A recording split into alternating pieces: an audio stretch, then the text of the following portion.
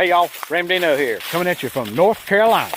Well, I decided that I would give you a little video and drill down on one of the stupid hiking mistakes that I made in 2018. So I'm going to talk to you a little bit about the problem I have with my bear bag and some tips and tricks to keep you from having the same problems.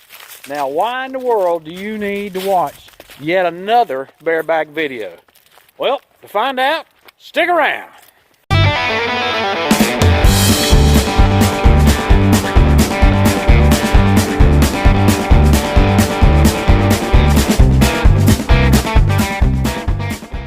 Okay, so when is the best time to hang your bear bag? Well, for me, that's priority number one when I get into camp, particularly if it's during the daylight hours, and that's when I want to try to get into camp is during daylight hours. If you get into camp at night, all bets are off and you're going to be putting your bear bag, hanging your bear bag in the dark. You're going to be looking for a place to hang it in the dark, and that's going to make your life pretty difficult. So the best thing to do is do it during daylight hours. That way you can see where you're hanging, you can see your path to it, you can see what's under you, what's in the way, you can find a good branch.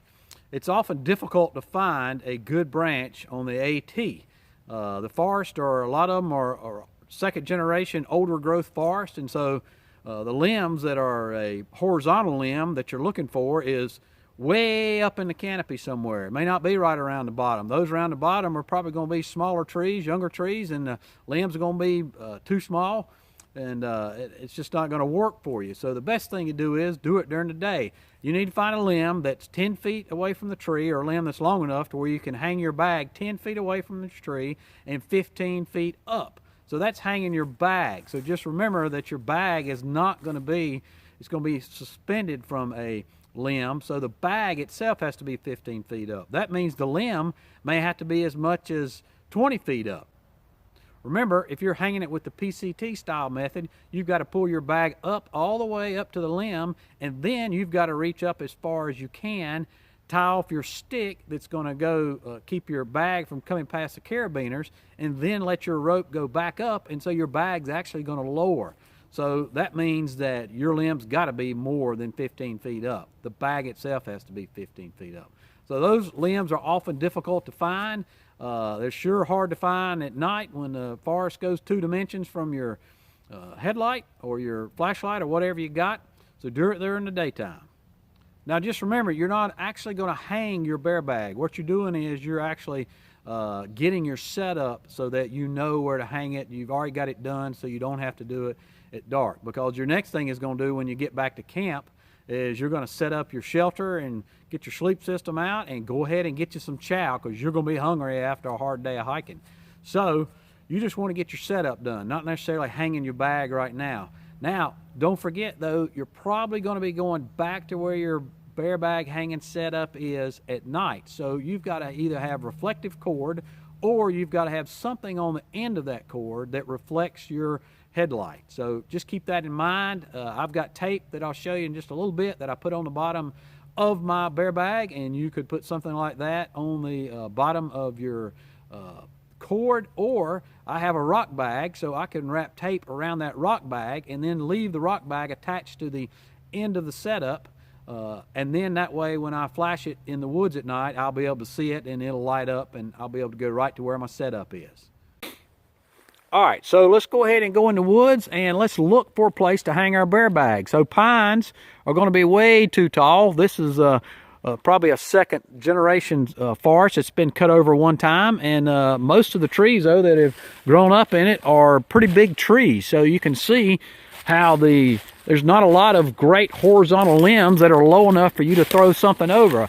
A limb like that one up there is probably going to be too high for you to get a bear bag over. So it's not all that easy to find stuff. You can imagine trying to go through here during the nighttime and find something. So we have found an oak tree over here, so this looks like this is going to suit our purposes pretty good right here. You notice that that limb is 15 feet off the ground, or we can get our bag hung 15 feet off the ground, and it will be more than 10 feet from the tree. So that's going to suit us pretty good. There's a notch right there that we can get to. So if we can get our line over that, then that ought to work for our purposes pretty good. Pretty clear up underneath it. Don't have a lot of underbrush.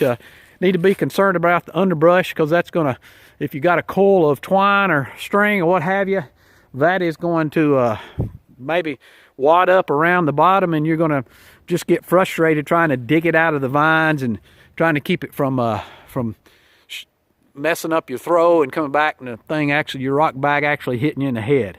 So for our purposes, this is going to work pretty good. You do need to be concerned about deadfalls though. That limb looks to be pretty rotten there. So you don't want to get right up underneath it. You don't want to jerk on it a lot. So, you know, if you can find a limb that's not quite as dead as that one, something that's got some leaves on it. Of course, this time of year, you can't really tell, but I can definitely tell that one's rotten, and you just don't want to jerk on it too much. But for our purposes today, we're going to go ahead and utilize that one. But if you look around, you can see there's not that many trees out here. And of course, you want to be about 100 feet away from camp. You know, you don't want to hang it in camp. You don't want to hang it over top of not only your campsite, but even a potential campsite. And, you know, you need to hang it about 100 feet away from camp. The further the better. The reason being is, just like a bug zapper, nobody hangs that on their front porch, because all that does is pull bugs in from your neighbor's backyard and your backyard and everywhere else right up to the front porch. And what the bug zapper don't get, they get you. Same thing with a bear bag. You don't want to pull the bears into your campsite. You want to pull them away from your campsite. So if they're going to try to get your bear bag, you want it to be somewhere other than right on your campsite.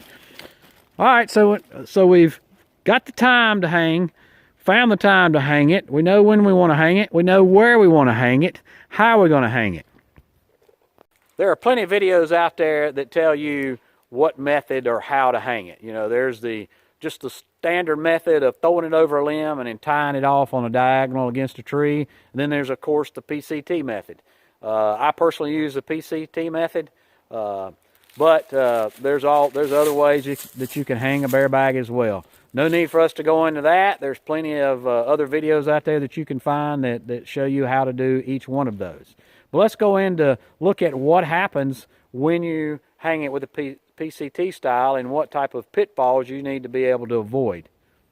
Another reason to hang it during the daytime is so you can see whatever your string's getting tangled around. I don't know how many times I've been trying to hang it at night and my string's gotten tangled around something, and I throw it and the thing comes back down and tries to hit me in the head after it's only gone up 6 feet in the air. So hang it in the daytime so you see what you're looking at, and you know your string's going to be clear on the bottom or on the ground. All right, so I'm not going to let you watch me hang it and go through the embarrassment of you seeing me throw it multiple times. However, the best thing to do is get a coil on the ground. Try to get a lot neater than this in order to throw your rock bag over the limb properly.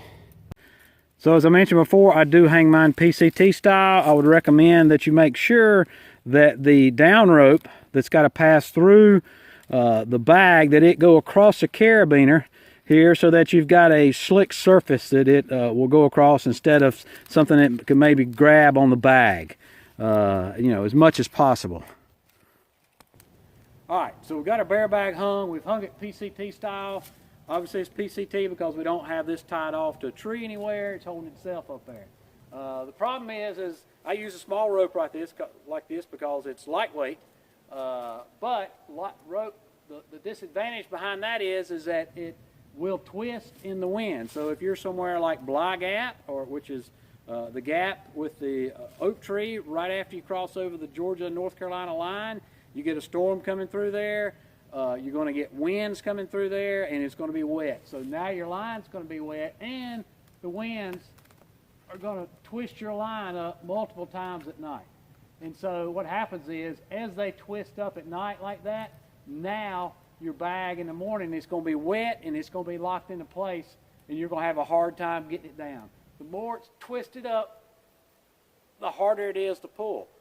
And a lot of times you don't know how many twists it is because you're getting up early in the morning before the sun comes up, and you know it's going to untwist right now, but it may not untwist out there. And so what happens, particularly when it's wet, so you get up in the morning, you go to get your bag, get your food out of it, and you get it out for the day, and lo and behold, you can't get it down from the tree, because no matter how hard you try to pull, there's so much resistance from that wet thin cord, then it's not going to work.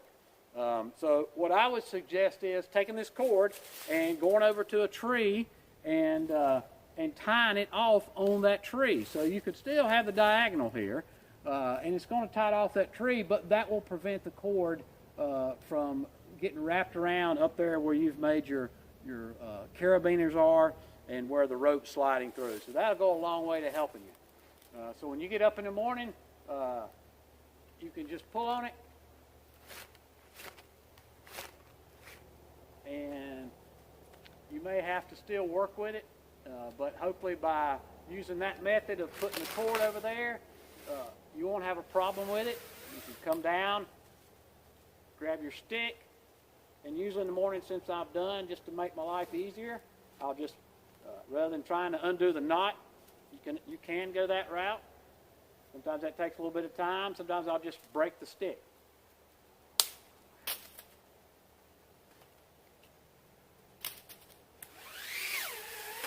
And now you got your bag back. So those are some tips there. I've got a few others. One thing I want to show you is that I put a reflective coating on my bag, or actually reflective tape. So this right here is tape that I can see at night so that I can find it in the morning when I get up before daylight. I can go and look around in the trees and find it.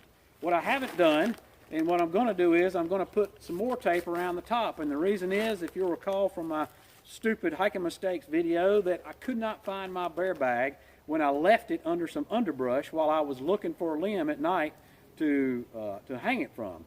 And because I didn't have this reflective tape up here or around, I couldn't find it.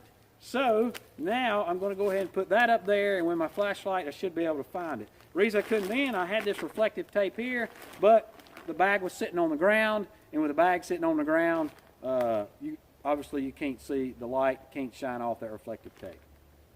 Okay. Another thing that I've done for mine is, I'm not going to mention the company that makes this bag. Everybody recognizes it as Cuban Fiber, and everybody knows where the people that make those, and until they get their customer service issues straightened out, I'm not going to mention them. Don't want to give them a referral for the time being. Hopefully they'll get that customer service issues worked out. But in any case, what I've done is this only came with one carabiner. It came with a small carabiner right here.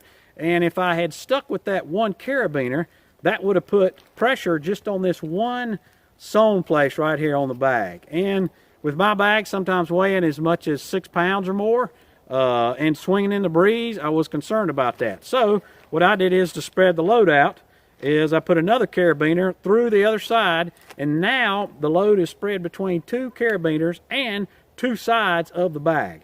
And so now, rather than being all on one side, it's now on both sides, and the load is spread out. So I think that's important. The last thing you want to do is have your bear bag break while you're out there and you not have a way to pull this thing up in a tree somewhere.